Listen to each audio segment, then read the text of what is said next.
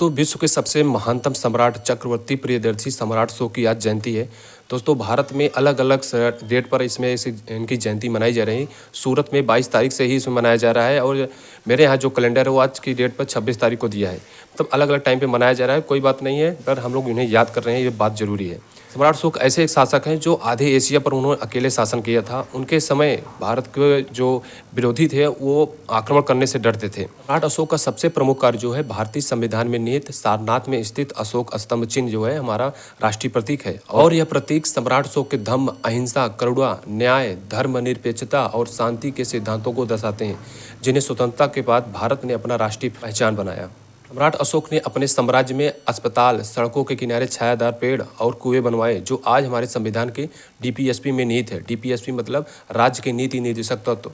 कलिंग युद्ध के बाद सम्राट अशोक ने भेरी घोष युद्ध को छोड़कर धम्म घोष यानी शांति को अपनाया, जो आज भारतीय संविधान की प्रस्तावना में भी निहित है। सम्राट अशोक ने अपने शिलालेखों में विभिन्न धर्मों के प्रति सम्मान की बात की है, जो उस संविधान के आर्टिकल, जो आज का हमारा भारतीय संविधान है, आर्टिकल 25 से 28 में वर्णित है। तो जैसा कि दोस्तों आप सब जानते हैं कि भारत में कई राजाओं ने शासन किया। मुगल आए, उन्होंने अपने धर्म से संबंधित प्रचार प्रसार किया, और भी लोगों ने धर्म आया, लेकिन सम्राट अशोक ने भी धर्म का प्रचार किया, पर उन्होंने और धर्मों को दबाया नहीं। लेकिन जैसे कि मुगलों आए थे तो उन्होंने अपने धर्म का प्रचार किया, लेकिन और धर्मों को दबाया भी। पर सम्राट अशोक ने ऐसा नहीं किया। उन्होंने बौद्ध धर्म का प्रचार किया, प्रसार किया, पर उन्होंने और धर्मों को दबाया नहीं। अगर उन्होंने ऐसा किया होता तो और धर्म, जो जितने भी धर्म थे, वो उतना फल फूल भी नहीं पाते, बढ़ भी नहीं पाते।